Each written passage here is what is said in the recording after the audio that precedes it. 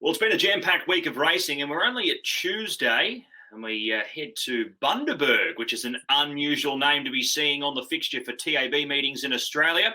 Joining me, Jarrod Wessel, to preview the six-race card. Jarrod, pretty exciting time for not only yourself and the club. You've been heavily involved with Bundaberg Race Club for a long time, and they're finally back on Sky after a long time between drinks.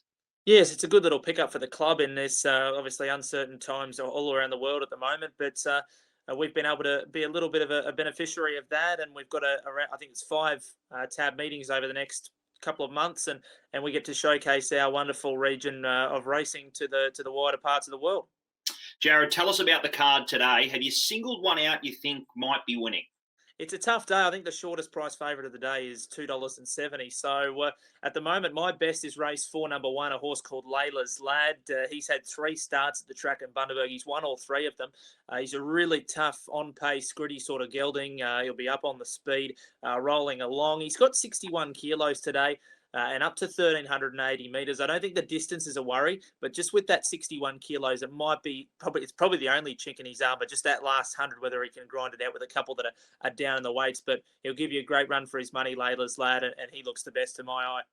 Anything else you think catches the eye as maybe a consolation best? Next best, I'm going to make race 6, number 2, which is a horse called Wild Element. He's similar to Layla's Lad. Has had 6 starts at the track in Bundaberg's, won 3 of them. And I think that's a big thing for punters having a bet today. Make sure that the horse that you've selected has got a bit of track form, because it can be a little bit of a tricky surface to handle. This horse, Wild Element, he's very consistent. He's had just over 60 starts, 7 wins, and I think around about 18 placings. He'll settle just behind the speed. Has got a little bit of weight to carry, but he'll be strong through the line, and he looks a really good bet as well. A little bit better odds, race 1, number 1, a horse called Caterham, who's drawn out wide, but was really good resuming last start, rolled forward and was pested in the lead and just knocked up late, but better for that run. And I think a little bit better price, race 1, number 1, Caterham.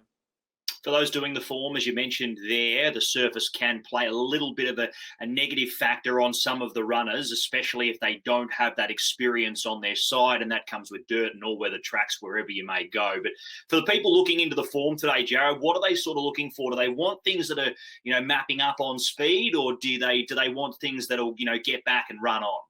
Generally, it's a pretty fair track. Whatever you back, it's going to get its chance. You can make ground. Up on the speed's probably a tad better, as it usually can be. It's a good circumference. I think it's around about 1,800 metres the whole way around. So wide straight, around about 350 metres straight. So you don't want to be too far back, but you can certainly make ground in the run home, and that's certainly no negative. Fantastic. We've got to give the punters their best chance to be finding some winners today at Bundaberg, considering it is a track that we don't rarely see. But Jarrod, thanks for your time today. We really appreciate it. Good calling, and hopefully we have a successful 6 races, and it starts what may be a future of seeing Bundaberg as a common sky track in Queensland. No worries at all, Pat. Thanks, Aves.